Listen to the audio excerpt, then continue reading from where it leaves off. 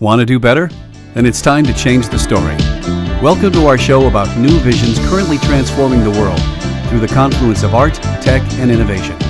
And now your hosts, Michael Ashley and Neil Sahota. Hey, welcome everybody to another episode of Changing the Story. I'm excited to announce our guest today, Brendan Kane.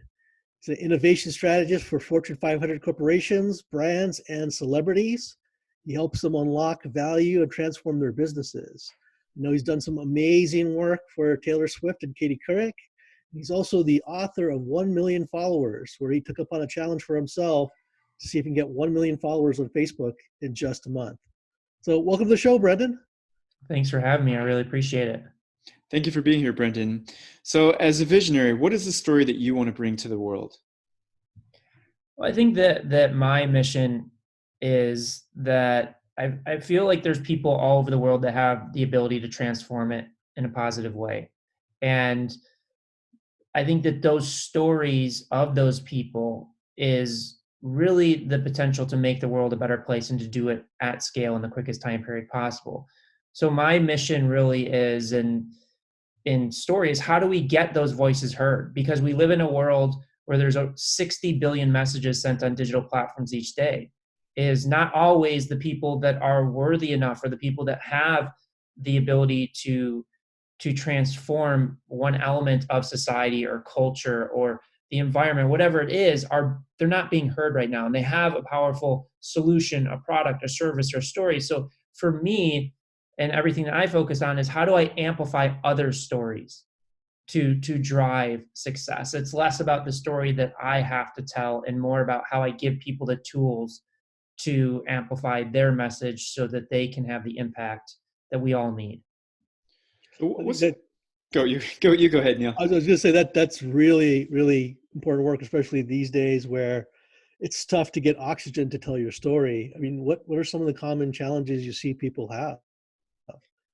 Well, I think that the biggest thing is just the amount of content and noise is when we talk about, and a lot of work that I do is in social media, is when you have 60 billion messages sent on digital platforms each day, oftentimes content is not reaching people. And oftentimes like people think about competition for space, for attention. And the world that we live in today is you're not just competing against your direct competition in your industry, you're competing against Kim Kardashian, LeBron James, latest rock movies, CNN, SportsCenter.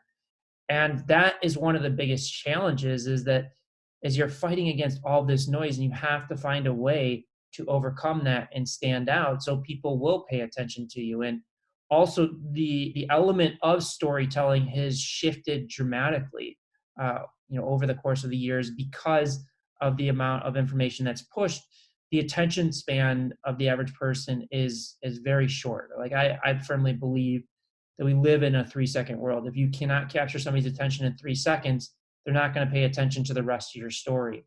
And I think people underestimate that. I think people don't really understand that that's happening.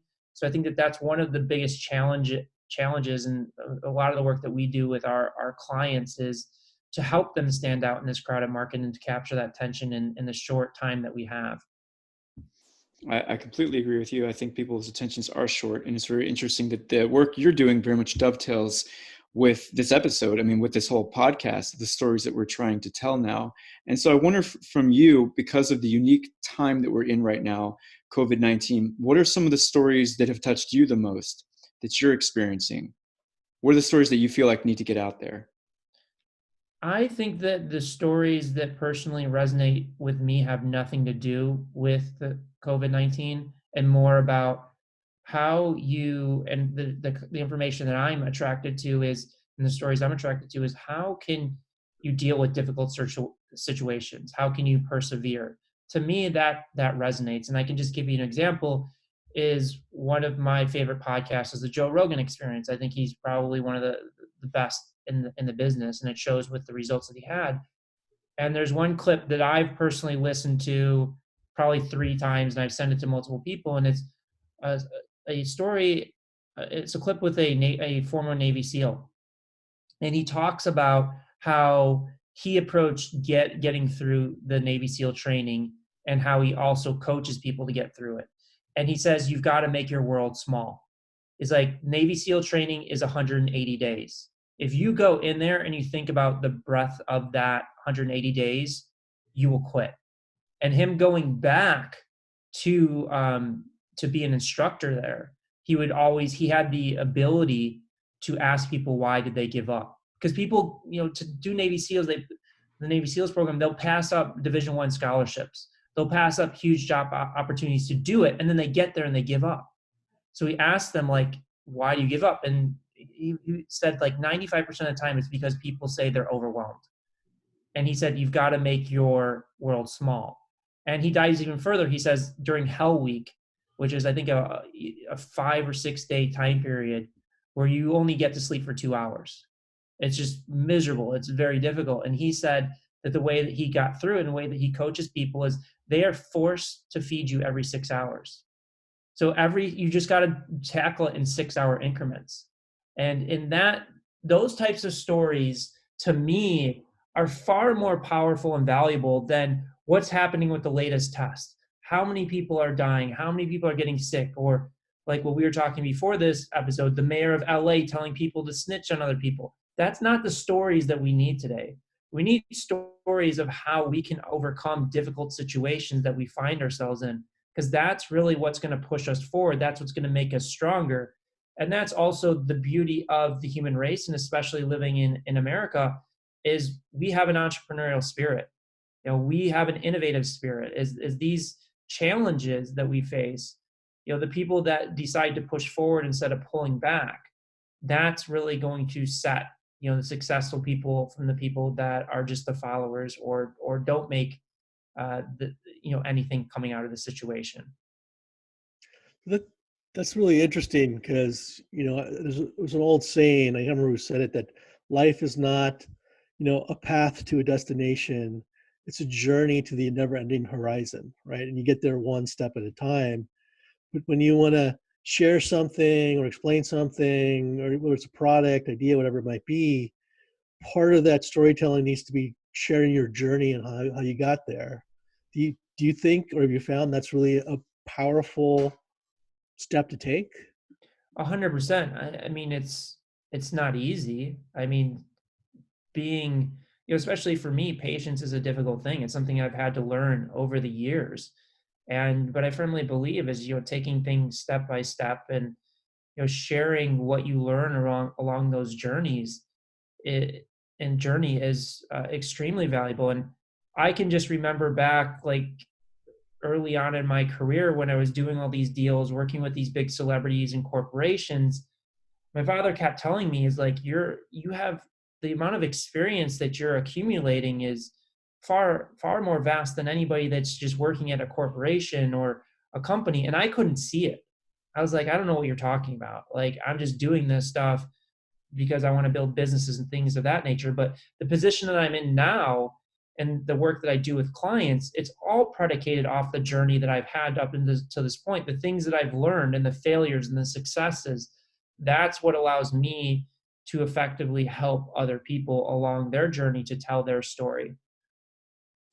I want to go back to something you said a moment ago, because a part of this show, Changing the Story, is looking at things that are problematic and getting better. And so we're talking about leadership a moment ago and what Eric Garcetti is doing, promoting the idea that we should be snitching on other people, which is the least compassionate thing I can think of in the middle of a crisis. What could we do? What could our leadership do better? How could we create a better world from the leaders informing us and telling us models of behavior that we can emulate? Well, I think that true leadership comes from compassion, is just understanding that we're all in this world together and that we're going to get out of this situation by working together and having that compassion for one another.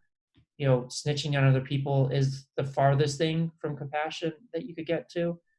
And then also leadership is, from my perspective and the leaders that I admire, is being very clear and calm. Is when you're in the storm, you're looking for somebody with that confidence, with somebody that can give you that guidance, that support of, this is the clear call to action, or this is the clear direction that we're going to take. And also, when you don't know something, say you don't know it. There's There's plenty of leaders, especially in this situation. Like a lot of people are saying that Chris Cuomo is doing a great job, and that in all of this, and you can see him. He will tell you when he doesn't know something, and he's not afraid to do that. So again, just to recap, I think compassion is number one, and then number two is just having clear direction, confidence, and being that guiding light for people. Like that, I have a client right now that runs a very big corporation, and he is not a great leader. Like in this situation, he's freaking out every day. And when the people under you see that, they freak out. They need that clear guiding light. And to me, I think that that's what I look to in terms of leadership and how to get through these difficult times. So that's actually interesting talking about your client, because normally we think that only certain people can actually be great leaders. It's not so much sorry that you have to have the necessary charisma and communication skills. It sounds like people could actually learn how to do these things, how to be a good storyteller and at least inspire confidence. Is that like would you say that that's a fair assessment? Yeah, I mean, listen, communication is everything. I mean, you may not be the person that's going to get up on stage and speak in front of 10,000 people, but if you're going to be a leader, you need to effectively communicate, even if it's just to one person. Because if you can't effectively communicate, there's no way that you can inspire them to take action or guide them in some way. So I think that an attribute of a great leader is your ability to communicate in some way. Now, you could look at somebody like Stephen Hawking, for example. I think he was a great leader. Look at his communication. I mean, he had to communicate through an automated voice on a computer, yet he was able to do that. So there's different forms of communication. But as a leader, you've got to find your way to communicate based upon your personality, your skill set. Is like, I understand my personality. I understand the strengths of it. I understand the weaknesses of it. It's like, I'm not Gary Vaynerchuk. Gary Vaynerchuk is one of the most charismatic speakers out there. I am not going to pretend to be that. I'm not going to try and be that, because that's not who I am. But that doesn't mean that I don't have my own style of effectively communicating with people. So I think it's really understanding like who you are, what your strengths, what your weaknesses are, and then you craft your stories based upon that. So going back to the art of communication and going back to the subject of the podcast about stories, what makes for a good story? What are the elements that make for a good story? Well, I think, and we study this a lot when it comes to social media, and stories drive a lot of success. And at its very simplest level, a good story has a beginning, middle, and an end. And I know that sounds like super simplistic, but a lot of people forget about that when they're creating social content, for example, is they'll just start talking and they won't even think about a story. They just spew a bunch of information. Right. But just understanding that a story has a beginning and a middle and end will set you apart and give you an increased chance of success. Because what happens when somebody starts telling you a story is most of the time you want to hear the ending of it. And that's what we see is like, especially with the algorithms in social media, they're so heavily weighted to the amount of time that you spend with a piece of content, especially video, is that the more you can retain people, the more you can keep them watching your video for a longer period of time, the better shot that you have of that video going viral, because the algorithms will push it to more people because it's keeping people on the platform longer. And at a simple level, is the content that is story based and structured in such a way that has a beginning and a middle and end, plays to the fundamentals that we learn in early childhood of when we sit down for bedtime story. Is we want our parents to finish the story, want to hear what happens. Also, when we sit down to watch a movie, rarely do we turn that movie off because we want to see what happens at the end. Now, that sometimes that happens if it's not an effective story, but to me, just breaking down into simplicity is that beginning, middle, and an end. And then again, in the social media world that we live in today, you have less than 3 seconds to capture their attention. So how do you structure those first 3 seconds to bring somebody into that story? So for example, if you've seen what they've done in the movie industry, oftentimes when they do a trailer on Facebook or Instagram, they will play a 5-second trailer before the trailer starts. Why? Because they know there's so much noise out there and they've got to push all these flashy things to grab you in to pay attention to the rest of the trailer. When it comes to YouTube, thumbnail and headline is that 3-second hook. Is like if that thumbnail headline expresses why somebody wants to jump into that story and it's effective, that is again is going to push you in the algorithms and get you more reach and visibility on the stories you're telling. So 3 seconds could be a lifetime. I mean, 3 seconds in the key in the NBA seems that way, or it could be a really short time. What's the effective way? Is that a tagline? Is it a snappy picture? I mean, what would people do to maximize those 3 seconds? So the primary thing that we call, and my whole second book is on this, is called hook point. It's the hook that brings you in to the content. So just imagine, again, as we started off, as you're scrolling through your Instagram feed, Facebook, or even YouTube, and you just watch Kim Kardashian, you watch CNN, SportsCenter, those channels, what is going to get somebody to stop and pay attention to your content? And we define that as a hook that brings you in. So there's many different elements that make an effective hook or an ineffective hook. So when we talk about ineffective hooks, where most people go wrong, and I would say 99% of people putting out content online are struggling. It's the top 1% that drives most of the traffic and attraction. Is most people fail because it's too wordy. It's too wordy, it's too confusing, it's too complex. If you make somebody think too hard, you've lost them. If you make somebody think too little, you've lost them. You have to have that balance in between of not making them think too hard or thinking too little. Another huge mistake that people make is they say the same thing that everybody else has said 10,000 times in the same way. So it's like in my keynote, I have an example of a video about a young kid giving inspirational advice to his mother. So one channel took this same video and just said inspirational advice as the headline. The second one was done by BuzzFeed, which said a young boy gives inspirational advice to his mother. The first video generated 3,000 views. The second one with the BuzzFeed created generated over 400,000 views. Same exact video, but the hook was different because normally you don't see a young kid giving inspirational advice to his mother. But the headline, inspirational advice, you've heard thousands and thousands of times. And that's where any industry, any topic, and like Neil, you're in artificial intelligence. Artificial intelligence has been talked about so many different times. You need that unique hook to bring people into the conversation. You may be saying the same thing as most people, but it's how you say it. A lot of what we say is it's less about the content and more about the context of how you package it. So some ways that you can create an effective hook. One thing that we've seen, and we don't use it all the time, but an effective tool is subverting expectations. So for example, we did a video around meditation, and the title of the video was Meditation is a Scam. Now, I don't believe meditation is a scam. I've been meditating for over 12 years. But what we bring people into the conversation with the video is saying, hey, listen, most people fail at meditation because there's so much misinformation in the market. And they're told that they just sit down and clear their head, which is impossible to do. So then I break down the process of how I see meditation. So I'm subverting that expectation of somebody swiping up in the feed and flipping it on its head, not to clickbait people because there's real value there, but to get the point across.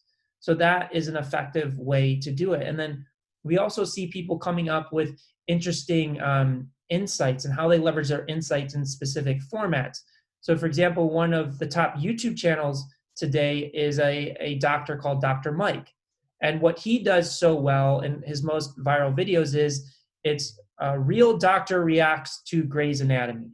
Real doctor reacts to The Good Doctor.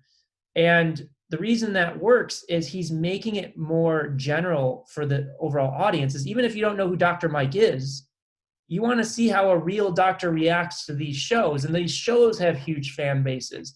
So he's taking his insight and packaging it in a way that captures your attention versus most doctors are not successful on YouTube or any social channel because they're just, I'm giving my perspective on this, I'm giving my perspective on that, instead of packaging it in a larger way. So thinking about a larger concept that can tie people in and making your content more digestible to a general audience is like another perfect example is uh, the social accounts Tasty that was created by BuzzFeed. That's all top-down cooking videos. What that means is, I'm sure you've seen them. If you haven't, just go to Tasty, and I know you'll recognize the videos. But they shoot from top down of you creating a recipe. And the reason that worked so well, it generated billions and billions of views for them, is they made that content available not just to people that are interested in cooking. They took a more generalist approach and made it satisfying and interesting for watch to people that aren't even interested in cooking. And that's where that exponential scale and exponential growth comes from. That's fascinating. So before we wrap up our show today, we can talk about storytelling. What's inspiring you the most right now? Whether it's stories or things that are happening, what's inspiring you right now? I think it would be going back to the beginning of the conversation of people telling stories about overcoming adversity and showing, and again, like going back to that Joe Rogan clip, is that it had nothing to do with the current environment that we were in. They were just happened to talking about a difficult situation of what it takes to get through Navy SEAL training. And to me, being an entrepreneur, you're in the trenches every day, looking to drive success and dealing with very difficult circumstances. So any story that really gives inspiration, guidance, and support to say, hey, listen, there's other people in the world that have gone through difficult situations and they survived. And this is how they've survived. It's just even like when we talk about the financial crisis that we're going into, is the people that come out and say, listen, we've been through this multiple times. It may be a tough few years, but we will survive, we will persevere. And there's plenty of case studies to demonstrate and show that. To me, that's the type of stories that are interesting and valuable for my everyday life. Awesome and powerful. Well, Brendan, you've done so much amazing work. If people want to learn more about what you're doing, about you, what's the best way for them to get a hold of you? Yeah, they can go to my website, brendanjkane.com, and it's BRENDAN, J's and Jack, and then Kane, KANE.com. They can direct message me on Instagram at Brendan Kane, or email me directly, bkane@brendanjkane.com. Wonderful. Thank you again for coming on today. We really appreciate your insights. Yeah, thanks for having me, guys. I appreciate it. Hey, awesome, Brendan. Thank you. Thank you. Hey, if you like today's show, please remember to hit the like button and leave a comment. If you've been enjoying the Changing the Story podcast series, please subscribe and share it with your friends. Thank you.